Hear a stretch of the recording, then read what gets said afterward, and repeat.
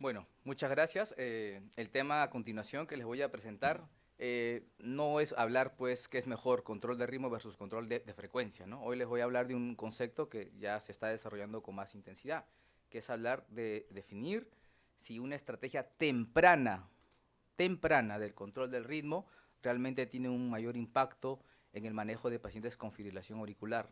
No solo control de ritmo versus control de frecuencia, que seguro pues lo hemos escuchado, lo hemos revisado múltiples veces en diferentes presentaciones. Y bueno, en este curso vamos a hablar de la fibrilación auricular, evidentemente de manera muy amplia. ¿Por qué? Porque simplemente es la arritmia más común, más frecuente en la práctica clínica, lo vamos a ver constantemente, ¿no? La fibrilación auricular, como bien sabemos, es una taquiarritmia supraventricular, en donde hay una actividad eléctrica totalmente auricular, totalmente desorganizada, como están viendo acá en este video, ¿no? Y además, pues, vemos esta actividad auricular no organizada, pues se va a ver reflejada en el electrocardiograma o en un registro electrocardiográfico, que es la base justamente para el diagnóstico de esta entidad.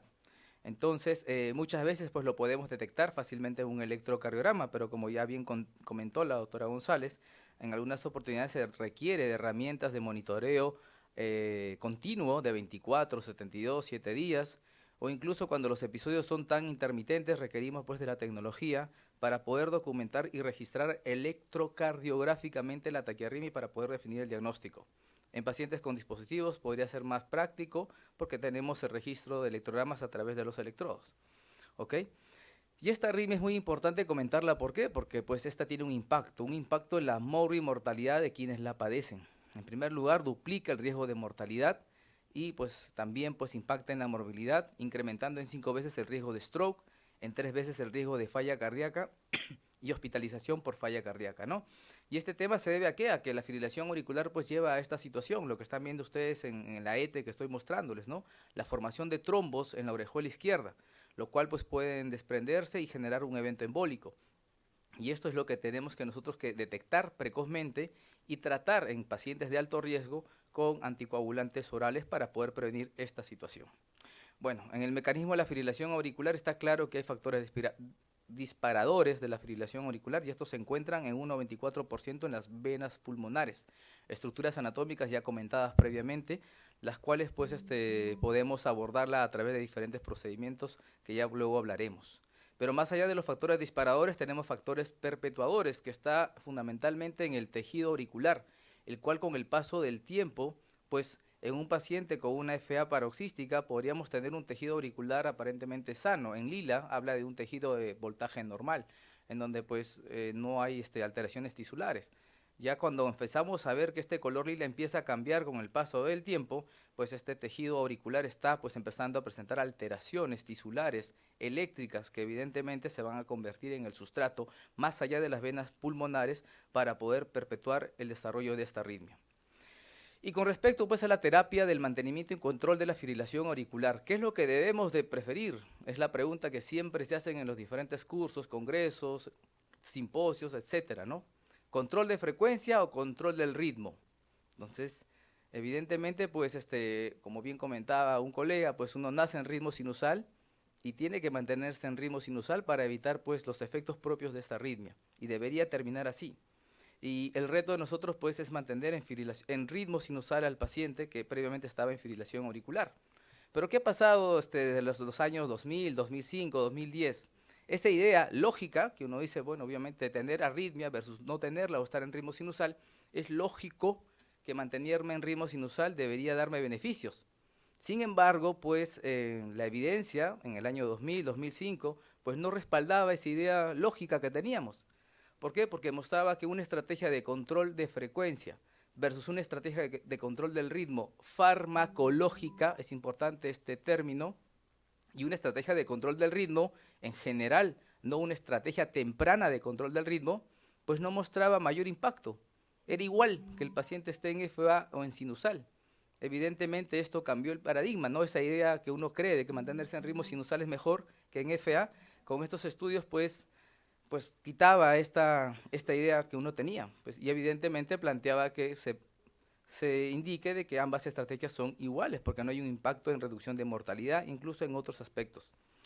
Y eso evidentemente debe tener una explicación, porque lógicamente estar en ritmo sinusal no es igual que estar en fibrilación auricular. Hay evidencia clara que plantea que mantenerse en ritmo de fibrilación auricular aumenta el riesgo de eventos embólicos y por ende pues también la morbilidad y mortalidad. Y entonces, en el estudio AFIR, que es uno de los trials que justamente plantea esta propuesta de que la terapia farmacológica de control de frecuencia y control de ritmo no muestra diferencias, probablemente pues se vio atenuada el efecto benéfico de mantener a un paciente en ritmo sinusal justamente por los efectos adversos que los fármacos antiarrítmicos tienen en los pacientes que se mantienen en ritmo sinusal, como pueden ver en este análisis que el mismo estudio AFIR plantea. Hay un mayor riesgo de eventos pulmonares, gastrointestinales, bradicardia, prolongación del QT o incluso pues arritmias ventriculares que pueden ser malignas para el paciente. Entonces, los fármacos antiarrítmicos que ayudan a mantener al paciente en ritmo sinusal también nos generan complicaciones. Incluso puede matar al paciente porque nos puede generar una arritmia ventricular maligna y eso evidentemente neutraliza el efecto benéfico del ritmo sinusal.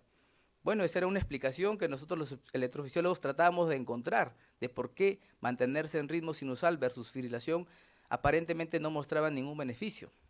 Y por lo tanto, ¿qué nos dicen las guías basado en toda esta información? Con respecto a control de frecuencia versus control del ritmo, de que la terapia de control del ritmo estaría indicada para mejorar sintomatología en pacientes con fibrilación auricular que persistan sintomáticos con una terapia de control de frecuencia adecuada. Quiere decir que cuando un paciente tiene fibrilación auricular y voy a empezar el manejo, pues debo pensar en control de ritmo en primer lugar si es sintomático. Y además si es sintomático a pesar de que la estrategia de control de frecuencia no consigue mejorar los síntomas del paciente. Entonces queda como una segunda opción, aparentemente basada en las recomendaciones de las guías. Entonces pues tenemos que ver qué es lo que pasa, ¿no? ¿Por qué los estudios clínicos planteaban esta propuesta que era un poquito contrario a lo que uno pensaría? Bueno, ¿qué dicen los resultados clínicos en relación a las intervenciones en fibrilación auricular? Bueno, está claro que los anticoagulantes orales en pacientes con alto riesgo embólico y fibrilación auricular, pues van a tener una reducción de la mortalidad y eventos tromboembólicos. Basado pues en los estudios previos, una estrategia de control del ritmo en general versus frecuencia farmacológica no tiene ninguna diferencia significativa en puntos duros. Y que cuando ya el paciente, si decido tener una estrategia de control del ritmo, cuando comparo ablación versus fármacos, pues evidentemente la ablación sí va a mejorar la sintomatología, la calidad de vida, la carga rítmica, pero basados en grandes trials como Cabana, por ejemplo, no hay un impacto en puntos duros, ¿ok? Si es que controlamos además los factores de riesgo de un paciente con fibrilación auricular, sí vamos a reducir recurrencia y la carga rítmica, y bueno, empiezan a aparecer nuevas luces. Por ejemplo, la ablación en pacientes con insuficiencia cardíaca, en quienes, al contrario, que inicialmente nosotros decíamos un paciente con insuficiencia cardíaca, pues la ablación pues, es una opción muy alejada porque tiene muchas comorbilidades, el corazón estructuralmente está alterado, pues todo lo contrario, diferentes trials han mostrado que en ellos sí vamos a impactar justamente en más allá incluso de los síntomas y carga rítmica, mejorando la sobrevida y también reduciendo las tasas de rehospitalización por falla cardíaca. ¿Ok? Entonces, esta forma de ver de una estrategia de control del ritmo basado en guías, mira acá le estoy mostrando la guía europea 2016 del manejo de fibrilación auricular, que nos planteaba prácticamente como una segunda opción y que nosotros de manera protocolizada en las diferentes instituciones, incluida la nuestra, en nuestros protocolos, planteábamos que la estrategia de control del ritmo sí se podría considerar en determinados pacientes, ¿no? Aquellos pacientes jóvenes sin tantas comorbilidades y con una FA no de mucho tiempo, en ellos consideramos nosotros más allá de lo que nos decía la guía, plantear una estrategia del control del ritmo desde el inicio. Sin embargo, esta recomendación pues muestra que no se mejoran los puntos duros y evidentemente tenemos que buscar otras formas de poder abordar el manejo de los pacientes con fibrilación auricular para poder mejorar los puntos que aún no se pueden mejorar. Por lo tanto, debemos cambiar a nuevos paradigmas y evidentemente basados en diferentes conceptos. Mantenerse en ritmo sinusal no es igual a estar en fibrilación auricular. Y uno de los conceptos fundamentales es esto, el tiempo. Y el tiempo es muy valioso en fibrilación auricular. ¿Por qué? Sí, como comentábamos, la enfermedad de la fibrilación auricular es progresiva. Si bien inicialmente puede estar confinada en las venas pulmonares, como es el caso de la FA paroxística, En el tiempo, la misma fibrilación auricular va a generar cambios eléctricos tisulares, va a remodelar el tejido auricular y esta va a hacer que la FA empiece a perpetuarse, llevando una FA persistente, largamente persistente, incluso en algún momento una FA permanente cuando ya se define ese tema, ¿no? Por lo tanto, tenemos que pensar en nuevos paradigmas. Y este estudio, el ITS-AFNet Trial, que se publicó en el New England el año 2020, nos empieza a plantear una nueva propuesta de cómo poder identificar y abordar correctamente a los pacientes y en base a eso poder plantear estrategias de control del ritmo, como por ejemplo una estrategia temprana del control del ritmo. Lo clásico, lo convencional es considerar que si es su primer episodio de FA, su segundo episodio de FA, esperemos, ¿no? Seguro la FA ya no le va a regresar, señor. Entonces, por ahí, a más un beta bloqueador y esperemos cómo evolucione. Pues estas estrategias nos plantean todo lo contrario. Si nosotros abordamos tempranamente a los pacientes con FA, podemos obtener resultados interesantes y eso es lo que les voy a mostrar a continuación. Este estudio es un estudio internacional multicéntrico randomizado que incluyó a 11 centros europeos y comparó la estrategia temprana del control del ritmo versus una estrategia o un esquema tradicional, convencional de los pacientes con fibrilación auricular. Y estos pacientes, en este estudio, el AFNet Trial, incluyó pues a 2.789 pacientes y todos tenían fibrilación auricular, pero que fueron diagnosticadas dentro de los 12 meses de iniciado o haberse ingresados al estudio. Quiere decir que el FA no tenía más de un año. Ese es el punto de corte fundamental, ¿ok? Y acá pues podemos tener las características de este estudio. Este estudio fue bastante, se puso un reto muy importante. Normalmente uno quiere pues incluir pacientes jóvenes sin tantas comorbilidades para así poder demostrar que su intervención es mejor que la que ya se tiene. Este estudio fue diferente. Incluyó a pacientes de 75 años, muy mayores, o pacientes más mayores, a pacientes con historia de un stroke previo, o si tenían no tenían ni uno de estos dos criterios importantes, pues tenían que tener dos de los criterios que están mostrados a continuación, como la edad más de 65, falla cardíaca, hipertensión, diabetes y otras patologías que aquí les estoy mostrando. Esta fue la población de este trial. Entonces, como les comenté, se plantearon dos intervenciones. Una estrategia temprana del control del ritmo, quiere decir que los pacientes a quienes les voy a plantear esta estrategia tienen que haber sido diagnosticados de fibrilación auricular dentro de los 12 meses. Pasado ese tiempo, pues evidentemente no aplica los resultados que les voy a mostrar. Y el esquema habitual que hacemos en estos pacientes, que plantearíamos control de ritmo siempre y cuando el paciente es sintomático a pesar de la terapia de control de frecuencia, que es lo que clásicamente se hace, ¿no?, con los pacientes con fibrilación auricular. Entonces, estos son los pacientes o los grupos que se incluyeron. Todos los pacientes estaban anticoagulados, evidentemente porque todos tenían un score CHA2-VASc elevado, ¿no?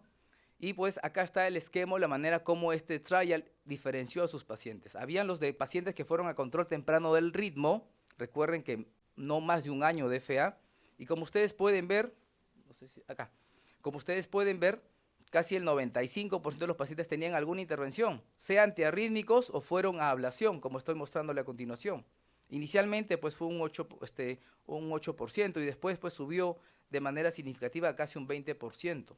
A los 2 años ya muchos de estos pacientes estaban sin terapia. ¿Por qué? Porque habían respondido a las terapias que se le había planteado en el primer año. Diferente al manejo tradicional, ¿no?, que es básicamente beta bloqueadores, ¿no?, o un frenador del NOA-B o simplemente observar al paciente. ¿Ok? Y fue muy pequeño el grupo al cual sí se les ofreció algún tipo de tratamiento para el control del ritmo. Acá tenemos las características de los pacientes que se incluyeron en este trial. Todos fueron en promedio de 70 años y todos tenían un score CHA2-VASc, como les comenté, de 3.4 en promedio. La fibrilación auricular de primer episodio, un 30%, paroxística también 30% y persistente 30%. Recuerden que no más de un año era la clave para que se incluyan estos pacientes en una estrategia temprana del control del ritmo versus la terapia usual, convencional que venimos realizando. Bueno, este estudio planteó objetivos muy interesantes. Planteó un endpoint combinado de mortalidad por causas cardiovasculares, ACVs, hospitalizaciones por alguna causa cardiovascular o un síndrome coronario agudo. También planteó un objetivo de seguridad. Además de lo que anteriormente mostré, mostraron la diferencia entre efectos adversos serios relacionados a la terapia empleada para mantener al paciente en ritmo sinusal. Y con toda esta información, con estos grupos de pacientes, les muestro a continuación los resultados. Este estudio se tuvo que detener, no se pudo continuar. ¿Por qué? Porque en una media de 5 años se observó claramente un gran beneficio de una estrategia temprana del control del ritmo sobre el lead point combinado, que incluía mortalidad, stroke, rehospitalización y síndrome coronario agudo, como ustedes pueden ver en el grupo de estrategia temprana del ritmo versus la terapia usual. Existe una diferencia. El lead point combinado era mayor en este grupo, ¿no? Y bueno, pues el hazard ratio fue de 0.7 y la diferencia pues no incluía a la unidad, como están viendo a continuación, ¿ok? Estos resultados primarios por componentes mostró que el beneficio era fundamentalmente pues en mortalidad por todas las causas y en stroke, reduciéndose en el grupo de control temprano del ritmo. Muy bien, con respecto a los resultados primarios de seguridad, no hubo diferencia en ambos grupos, por lo cual muestra que una estrategia temprana del control del ritmo es tan segura como una estrategia de terapia tradicional. Y bueno, para concluir de este estudio, el mensaje importantísimo es de que una estrategia temprana del control del ritmo, pacientes con FA a menos de 12 meses, pues se puede reducir puntos duros, como por ejemplo mortalidad y stroke, algo que no se había mostrado en otros trials. Y acá tenemos metaanálisis que también fundamentan este aspecto.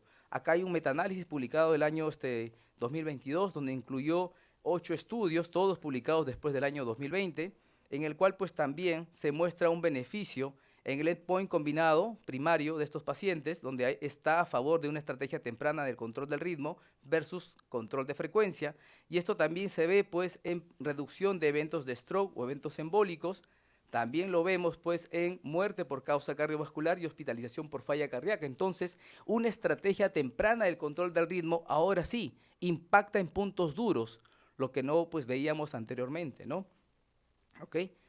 En mortalidad por todas las causas en este metaanálisis no se demostró que había un beneficio, pero sí en otros puntos duros que les mostré a continuación. Finalmente, pues es ver, hay pacientes con fibrilación auricular que, bueno, puede tener 1 o 2 episodios y muchos de ellos son asintomáticos. Entonces, normalmente, ¿qué decimos? Si usted es asintomático, pues observamos o máximo beta bloqueo, pero antiarrítmicos no, porque la guía dice que no lo haga. Pues este mismo trial, en su subanálisis, mostró que hay una reducción similar justamente en los puntos duros que nos interesa, que es muerte cardiovascular y stroke, en tanto los pacientes asintomáticos y pacientes sintomáticos con fibrilación auricular menos de 12 meses.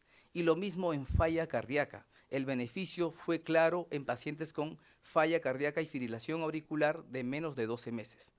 Por lo tanto, las conclusiones son las siguientes. Primero, que la fibrilación auricular impacta en la mortalidad de quienes la padecen. Duplicamos la mortalidad, quintuplicamos el riesgo de ACV, triplicamos el riesgo de falla cardíaca y hospitalizaciones. Por lo tanto, es importante intervenir en esos puntos duros. Y una estrategia temprana del control del ritmo ayuda justamente a reducir estos puntos duros. El segundo aspecto es de que la fibrilación auricular es una enfermedad progresiva. A más tiempo la dejemos pasar, pues, y no controlamos los factores de riesgo y no cambiamos la historia natural de esta enfermedad, más adelante vamos a tener que intervenir más allá de estructuras tan específicas como las venas pulmonares, y los resultados evidentemente no son los que deseamos.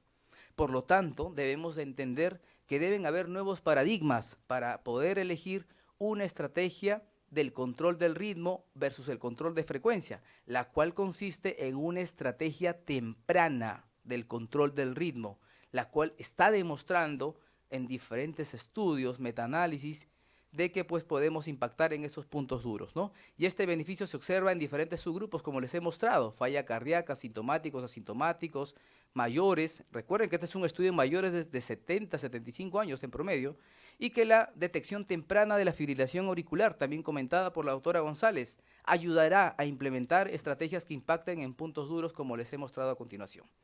Muchísimas gracias.